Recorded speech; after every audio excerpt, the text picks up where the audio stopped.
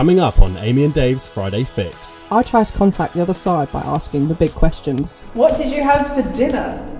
We find out if old horror films are still scary. And Claire teaches us how to get a frightening Halloween look.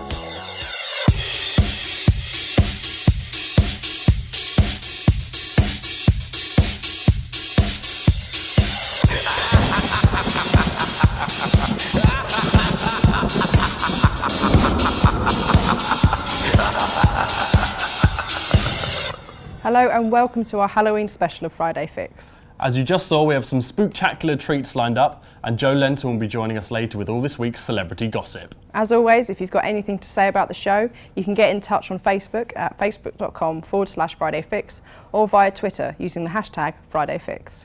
So let's get this show started, and we turn to this week's presenter challenge. As you know, last week Amy decided to send me paragliding, which ended up with me taking a half-hour flight over Sussex.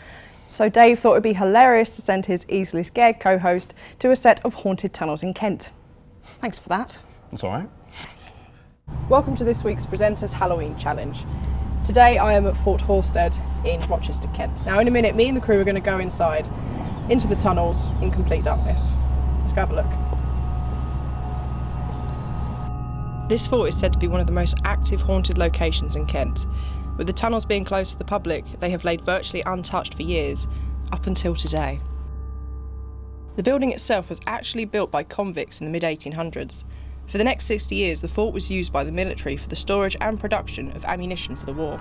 On the 15th of September 1940, during the Battle of Britain, an observer reported seeing 6 enemy aircraft shot down over the fort over a 20-minute period. In 1976, an enormous fire broke out and burned for weeks. After the blaze, the buildings fell into disrepair and have remained the same ever since. So if we do witness any activity later on, it could be linked to any of those periods in time. So now we've had a look around in the day, it's time to turn out all the lights and go into the darkness. Join us back in part 2 to see what we find. Can I leave yet? What did you have for dinner? That lets me. Oh my god!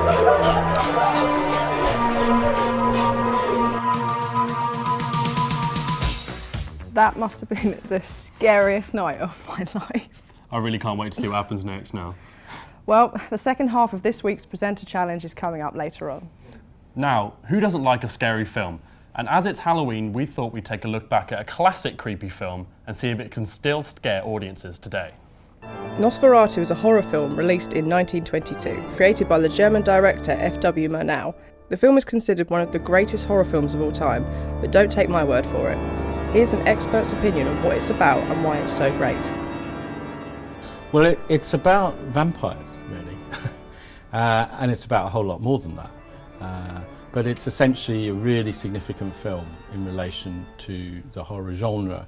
It's powerful and strange and odd, familiar, uncanny.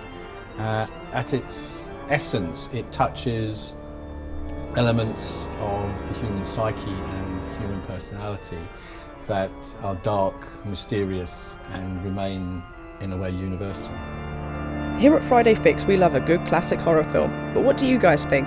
We asked 2 students to take a look at the film and give us their opinion. I quite like the film.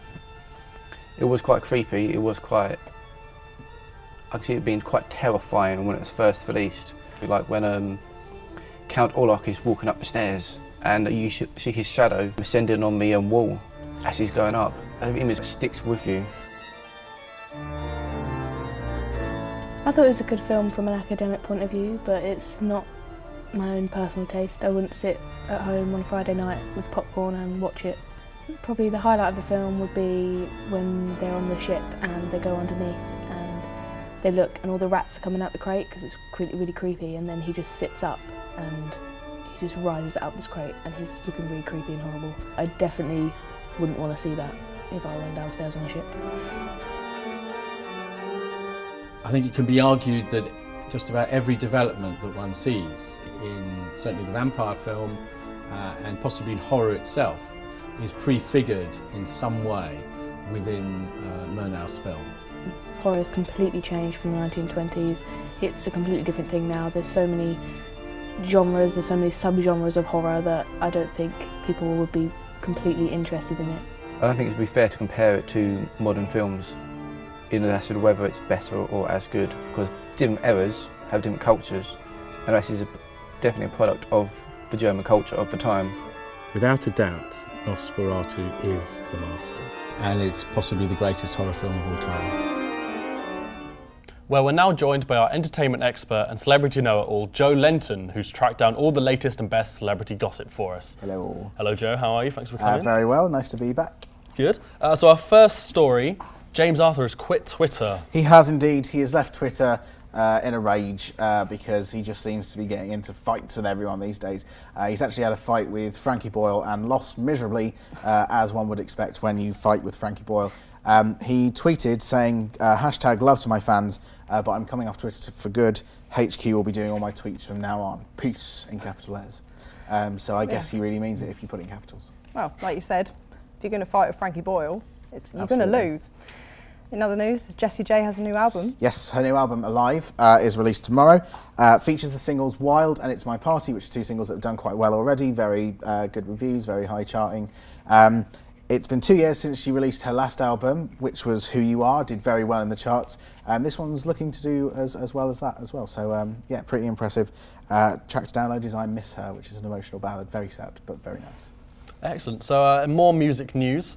McBusted have released new tour dates. Yes, they have indeed. This is exciting news. Yes, they've released more tour dates due to absolutely insane demand. I mean, like, people have been snapping these things up like crazy. I think it's partially due to nostalgia, partially due to the fact that they just like the songs and stuff like that. So the new tickets go on sale next Monday, which brings the total of shows up to 21. And Tom Fletcher of McFly has said that while for now it's just the tour, they are considering doing potentially more music in the future. So we'll have to see. Oh, I am so excited about that. But in other news, Jamie Dornan has been cast in the new 50 Shades of Grey Yes, he film. has. Jamie Dornan from Once Upon a Time, a US TV series, has replaced Charlie Hunnam, also of US TV series Sons of Anarchy. It's kind of a mutual thing. Hunnam wanted to leave to spend a bit more time with his family and his friends and commit to Sons of Anarchy, and the fans seem to have reacted really warmly to Jamie Dornan, so it seems to have gone down pretty well for everybody there.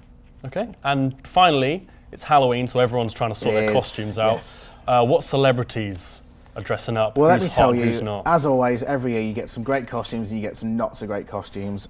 This year, a great costume from Demi Lovato, who was dressed in a classic bloodstained look with very spooky contact lenses to match, and she looks pretty frightening. Also frightening, but possibly not in the way he would have intended. Perez Hilton, the internet trash blogger, has decided to take inspiration from Miss Miley Cyrus, this year's twerking sensation, by doing her outfit from the VMAs, which I think everyone knows quite well. And Neil Patrick Harris and his partner David Burtka have done some pretty funky Halloween costumes this year, going as the characters from Alice in Wonderland and Frankenstein and Dracula as well. So they've been doing two types of costumes. But it looks adorable. Thanks for that, Joe. Now, talking of Halloween looks, if you're heading out to a spooky party tonight, you better have your frightening look ready. But if you haven't, fear not. I've been to see our beauty expert Claire, who has a quick and easy look that won't break the bank. As Halloween is fast approaching, everyone is wondering what they're going to go as this year. Our favourite celebs have got into the Halloween spirit and managed to look fabulous even with a scary twist. But how? To make the dress a less of a stress, I'm going to show you how to apply your makeup to get a spooky skeleton effect while keeping within the budget. First thing you do is apply the base coat to the face. For this you use white face paint. Make sure you cover your face entirely to get that pale pasty look. One thing to make sure of is to use it right up to the eye and get it into any crooks and crannies that might have been missed. This will make sure that the look is effective, especially if there's no skin on show. Next, we're going to surround the eyes with similar black face paint. This will ensure that we get the cutout look when the makeup is complete. Make sure you go right up to the brow and back down into the corners. You can add flicks on either side to make the look more effective. Then we start on the nose. Skeletons have a hole where the nasal passage is on a normal human face. To create this effect, we are going to carry on using the same black face paint. Start with drawing a V halfway up your nose and carry on by filling in with face paint under your nostrils. Now we're going to tackle the mouth. To do this, simply get a liquid liner and draw an extended horizontal line from one cheek to the other, passing through the lips. Cover this line with small vertical lines to create teeth. To finish this step, draw 2 half moons on each cheek and shade in. Finally, we add the final stages of the makeup, which is shading. For this, I suggest you use black eyeshadow and a normal makeup brush. Shade above and below the eye to give the sunken in look. Also, do this around the corners of your forehead and lips to give the finished spooky effects. With this, the look is complete.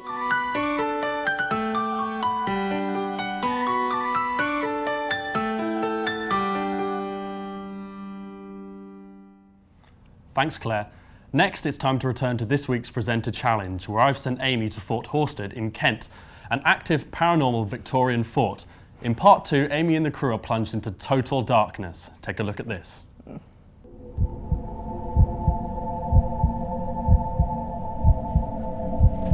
Welcome back to part 2 of our little adventure. Now it's time to turn out all the lights. But first, I'd like to introduce you to my crew. These are the guys that will be joining me in the dark. And the camera woman. Let's turn out the lights, guys.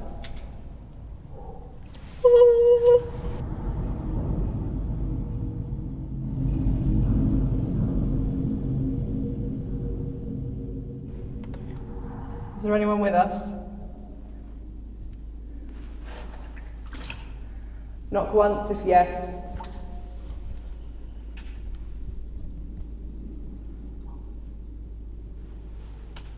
I think we'll have to go a bit further in. You never know what else you might find. All these scratch marks. People back there. That's why I'm being dragged. That's nice.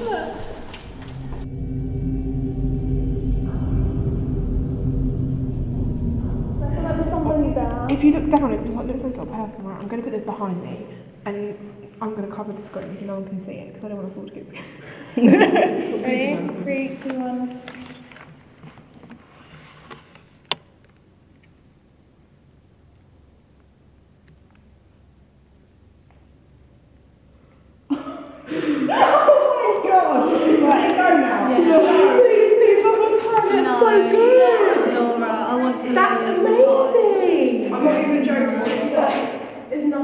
There's nothing right. One more time. That's so good. That's like scuffling of feet or something. I really feel uncomfortable. It sounds like boots. I really feel uncomfortable. Right, last time it sounds like boots, and the only two people that are wearing boots here are being special. We haven't moved. And we haven't moved our feet. I've got this in the back. Right, shall I ask? You're right. One last time. I feel terrible. It's okay. Yeah, I just feel awful. It's not something I really don't feel very well. Right, let's do it. Okay. Okay, one more time. Let's do it. If we hear something, don't react to it, just keep quiet. Okay.